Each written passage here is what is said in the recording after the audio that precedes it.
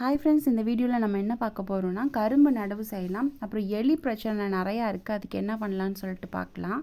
அதுக்கப்புறம் வாரியார் சுவாமிகள் ஒரு கதை சொல்லியிருப்பாங்க. அந்த கதை நமக்கு இந்த தோட்டத்தில் கண்டிப்பாக ரிலேட் ஆகும். எல்லா தோட்டம் வச்சுருக்க எல்லாத்துக்குமே ரிலேட் ஆகும். தோட்டத்துக்கு மட்டும் இல்லை, பர்சனலாகவும் ரிலேட் ஆகும். இந்த கதையை ஃபுல்லாக கேளுங்க. இந்த வீடியோ ஃபுல்லாக பாருங்கள். நான் சொல்கிற கதையில் உங்களுக்கே புரியும். அதாவது இந்த இடத்துல தென்னை மரத்துக்கு பின்னாடி கொஞ்சம் ஸ்பேஸ் இருந்துச்சு. சரி, அங்கே கரும்பு வச்சிடலான்னு சொல்லிட்டு. ஏன்னா தோகை நமக்கு அடிக்கடி போகிற இடத்துல வச்சுருந்தோன்னா அந்த தோகை நமக்கு போகிறப்போ வரப்போலாம் அந்த ஸ்லாம்பு குத்தும். அதனால கொஞ்சம் ஒதுக்குப்புறமாக இருந்தால் நல்லாயிருக்கும்னு சொல்லிட்டு நான் இந்த இடம் செலக்ட் பண்ணியிருக்கேன். இந்த மாதிரி கரும்பு எடுத்து ஊண்டி வச்சிடலான்னு. இது வீட்டில் இருக்கிறப்பவே எறும்பு பயங்கரமாக வருது. அதுக்கு இந்த மாதிரி நம்ம மண்ணில் போட்டு வச்சோம்னா கண்டிப்பாக எறும்பு வரதான் செய்யும். அதனால் நான் சுற்றி எறும்பு பொடி போட்டு வைக்கலான் இருக்கேன். அது இதில் படாமல் சுற்றி போட்டு வைக்கலான் இருக்கேன். 2 days அந்த எஃபெக்ட் இருக்கும். பார்க்கலாம் எவ்வளோ தூரம் எறும்பு வராமல் இருக்குதுன்னு சொல்லிட்டு. இதில் போட்டு வச்சாச்சு. இதுக்கு முன்னாடி இது பக்கத்தில் என்ன இருந்துச்சுன்னா கோவக்காய் தான் இருந்துச்சு, கோவக்கொடி. ஆனால் எனக்கு அந்த கோவக்கொடியிலேருந்து ஒரு கோவக்காய் கூட எனக்கு வரவே இல்லை. நிறைய பேர்கிட்ட கேட்டேன், அது கோவக்கொடி தானேன்னு சொல்லிட்டு. ஆமாம், அது கோவக்கொடி தான் சொன்னாங்க. ஆனால் எனக்கு வரவே இல்லை. தானாக முளைச்சி வந்த பாவக்கொடியில் பூ வச்சுருக்கு. நீங்கள் ஃபஸ்ட்டு வந்தப்போ பார்த்துருப்பீங்க. இது முன்னாடி தென்னை மரத்துலேருந்து விழுந்த காய் போல் இருக்குது. பின்னாடி கடந்தது. உள்ளே பூ இருக்கான்னு சொல்லி பார்க்கலான்னு எடுத்து வச்சுருக்கேன். இது பாருங்கள், அவரை பூத்திருக்கு. அப்புறம் வெண்டையும் ஒரு காய் வச்சுருக்கு. பார்க்கலாம் எவ்வளோ தூரம் வருதுன்னு பார்க்கலாம். எனக்கு எப்பயுமே வெண்டை பூக்கிற வரைக்கும் தான் பூக்கும். அதுக்கப்புறம் என்ன ஆகுதுன்னே தெரியாது, அது இதாகிடும். பார்க்கலாம். இந்த மாதிரி நமக்கு சில நேரம் செடி நல்லா வந்துட்டுருக்கோம். இதில் நல்லா காய்க்கும் அப்படின்னு நினச்சிட்டே இருப்போம். கடைசியில் பார்த்தோன்னா அது அப்படியே இதாகிடும். சிலது சரியாகவே வராது. இது இனி வராது போல் இருக்கே அப்படின்னு நினச்சிட்ருப்போம். பார்த்தா நல்லா காய் கொடுக்கும். அந்த மாதிரி தான் இந்த கத்திரி நல்லா, இந்த தக்காளி நல்லா வந்துட்டுருக்கு. இன்னும் காய் கொடுக்கல. இது ரெண்டும் நல்லா பூத்துருக்கு. ரோஸில் செடியில் 2 பூ பூத்துருக்கு. ஆனால் கத்திரி எனக்கு வருமா அப்படின்னு சந்தேகப்பட்டுகிட்டே இருந்தேன். பார்த்தா அதில் பூத்துருக்கு. கொஞ்சம் செடியும் செழிப்பாக ஹெல்த்தியாக தெரியுது. இது பீன்ஸு வந்திருக்கு. இன்னும் பெருசாக ஆனோடனே தான் நமக்கு அறுவடை செய்ய முடியும். எப்படி வருதுன்னு பார்க்கலாம். இப்போ வாரியார் சுவாமிகள் என்ன கதை சொல்லியிருப்பாங்களாம். அதாவது நம்ம நினைக்கிறது எல்லாமே நடந்துராது, நம்ம எண்ணம் எப்போவுமே ஈடேறாது அப்படின்னு சொல்கிறது தான்.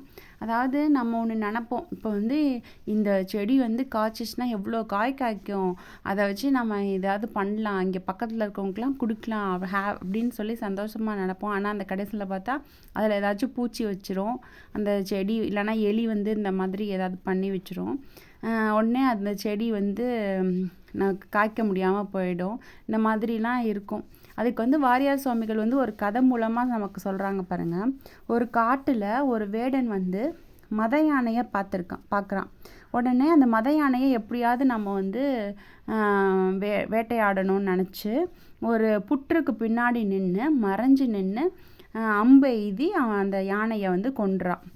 அப்போ அவன் என்ன பண்ணிகிட்டு இருக்கான்னா, எதை மிதித்து அவன் அம்பு எய்திருக்கான்னு பார்த்தோன்னா, ஒரு நாகத்தை மிதித்து அம்பு எய்தி அந்த யானையை கொண்டிருக்கான். உடனே அந்த பாம்பு அந்த வேடனை கடிச்சிருச்சு.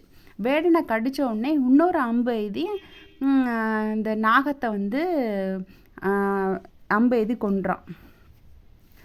அதுக்கப்புறம் என்னாச்சு, இவன் விஷம் தலைக்கு ஏறினதுனால இவனும் செத்து போயிடுறான். அப்போ அந்த வழியாக ஒரு நரி இதுகளெல்லாம் பார்த்து சந்தோஷப்படுது. யானை இருக்குது, யானை நம்ம 6 மாதத்துக்கு உணவாக வச்சுக்கலாம். மனிதன் இருக்கான், மனிதனோட உடலை 3 நாளைக்கு நம்ம உணவாக வச்சுக்கலாம். பாம்பு இருக்குது, பாம்போட உடலை 2 நாளைக்கு உணவாக வச்சுக்கலான்னு மகிழ்ச்சியில் இருக்குது. அப்போ அந்த வேடன் கையில் இருந்த வில்லோட நாணை அதை சாப்பிட்றணும்னு நினச்சி அதை கடிச்சிச்சு. கடித்த உடனே நான் அருந்து வில் முனை அந்த நரியோட கழுத்தை அப்படி துண்டாக்கிடுச்சு. நரியும் இறந்து போனது. அப்போ அந்த வாரியார் சுவாமிகள் சொல்கிறாங்க, இதுலேருந்து நம்ம கதையிலேருந்து என்ன சொல்கிறாங்கன்னா, நம்ம ஒன்று நினைக்கிறோம், ஆனால் நம்ம நினைக்கிறது எல்லாமே நடக்காது. கடவுள் என்ன நினைக்கிறாரோ அதான் நடக்கும். அது மாதிரி இவ்வளோ பெரிய விஷயத்துக்கே அப்படின்றப்போ நம்ம இந்த சின்ன சின்ன செடிகளுக்கெல்லாம் நம்ம நினைக்கிறதெல்லாம் நடக்கணும்னு சொன்னால் இது எப்படி சாத்தியமாகும்?